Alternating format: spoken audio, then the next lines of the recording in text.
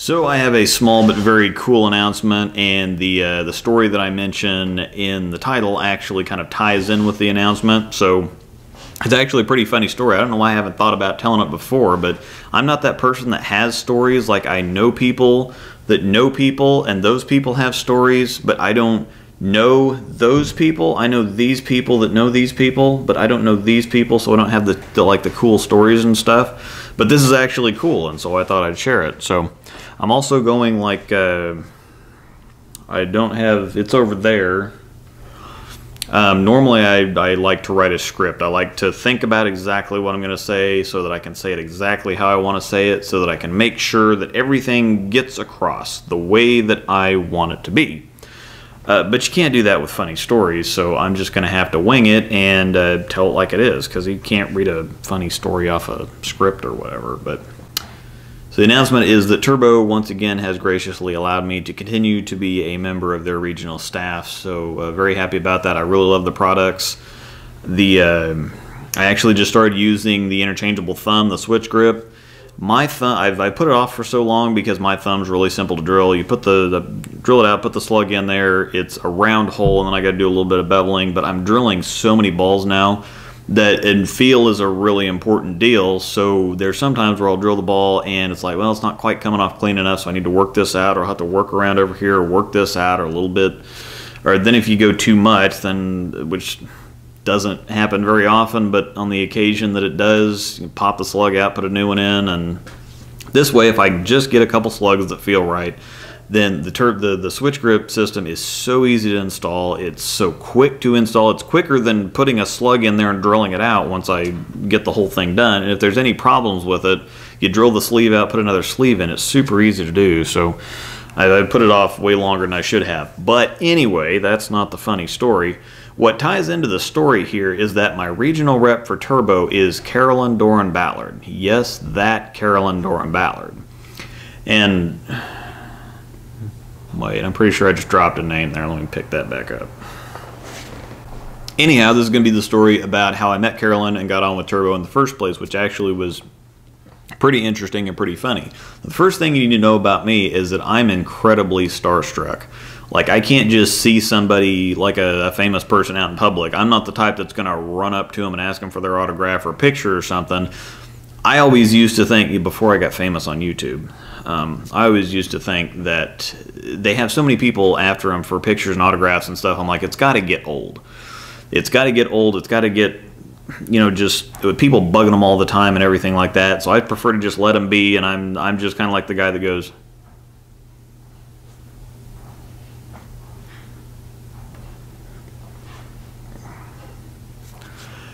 you know who that is. But anyway, yeah. Now I walk into a tournament now, but I haven't gone to a tournament in the last however long without somebody coming up to me and say, "Hey man, I see your videos on YouTube. I really like them. Whatever else." And I think that's cool as hell. Like, if you ever see me in public, just come right up and talk to me, because I eat that stuff up. That's just great. And so I don't know why I wouldn't think that they would like that too, but. Anyhow, so when I take over the pro shop, at first it's like the part-time thing. I'm working my regular job, and I take over the part-time thing. Well, right when the very first week when I take over the pro shop full-time, I've quit my other job, whatever, that happens. And I know you can't see that. I don't have a camera with a little remote control yet. But the PWBA, when it started back up in its first season like 3 or 4 years ago, I think it is now, it's the PWBA Topeka Open. And let me set that, Topeka is not the biggest bowling town anymore. It used to be. Like, we had a US Open here. Chris Barnes was born and raised here. Bob Benoit lives here. Rick Benoit used to live here. He's overseas now. Brian Goebel's in the area. Just, you know, cool stuff. Kelly Kaufman, if anybody remembers that name from back 20, 30 years ago, he bowled some tour stuff. So Topeka used to be a big bowling town. Now there's a lot of stuff that goes on in Kansas City. There's a lot of stuff that goes on down in Wichita, obviously, with the college team, the Wichita State Shockers. The Newman Jets that are down there pretty close too. Then obviously you have the Nebraska team and all the stuff that goes on up in Omaha and Lincoln. There's not a whole lot of stuff that really happens here. And so while I've met and talked to some people, like I said, I'm pretty starstruck, so I tend to just stay back. It's good enough for me to just watch stuff that's going on and enjoy it myself and have my little moment and just kind of let them be and let them do their thing. Well, so we get the announcement my very first week when I'm taking it over full time, and this thing's going to be here. And so initially we were going to drill all the balls for all the women that were there all week, and so I'm freaking out. Like, I didn't used to have. I got my little iWatch here that's got all my heart rate, and my heart rate is actually going up just even thinking about this.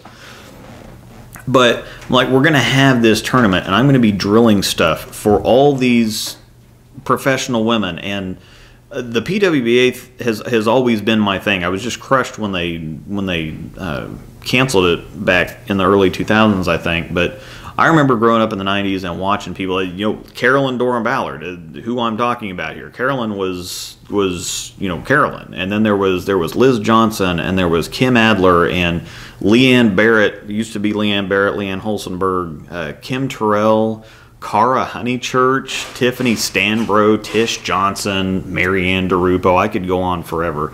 But I like watching the Women Bowl because it feels like good old classic bowling. Like, I can appreciate the power and the revs and the whole power game thing with the guys, but sometimes I don't necessarily like seeing power bail somebody out of a bad shot.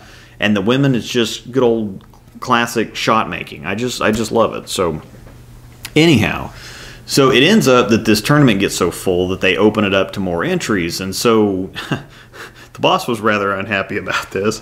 But they ended up bringing the PBA or the PBA drill truck out there because there was like 90 women signed up for this, and so like I said, the boss wasn't too happy because we lost quite a bit of revenue. That's one thing that I'll hop in there and say is that on the PBA drill truck, it's like 35 or 40 bucks to get a ball drilled. So every time they drill a ball, and the thing about it is there's no consultation, there's no make sure this fits, here, roll it across the ground to you, make sure it comes off okay. A rep will take it, they'll put the layout on there. Most of the time they scribe it with scratch it, basically the scribe, so that if you put grease pencil lines on there and it gets smudged or something, moving stuff around, they can't have that happen. So they go on ahead and scribe the lines in. The guy takes it, he puts it on the drill press, he drills the holes, he hands it back to him. They end up finishing it off. So all it is he drills 3 holes or 4 holes if there's a weight hole and just hands it back to him. They do all the beveling, they do the grip installation, they do everything. So for 35 or 40 bucks, this guy puts holes in it, hands it back to him. So the next time you think that you're getting ripped off for paying 40 bucks for drilling a ball, this is what happens for, professionals. So anyhow, so I'm like relieved as hell because I was having, I think I had several heart attacks that week. Undocumented, I didn't go to the doctor or anything, but I'm pretty sure that I had several heart attacks because I'm just going up and down. It's like, oh crap, I've got to drill. I actually have to interact. I can't just stay in the walls of my little glass cage there and watch out and see all the action. I'm going to have to be interacting with all these famous professional bowlers and drilling stuff for them on top of it. And it was maximum overload. I mean, it was cool and terrifying all at the same time. So let's see.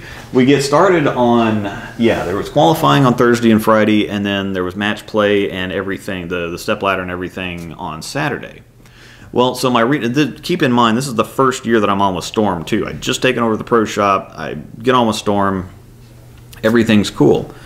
So my regional rep, Brett Cooper's there. He came in about like noon on Thursday, the first day, and he's like, hey, can you drill a ball for Carolyn? The guy in the truck messed up. She's not happy, so she wants me to drill her stuff now.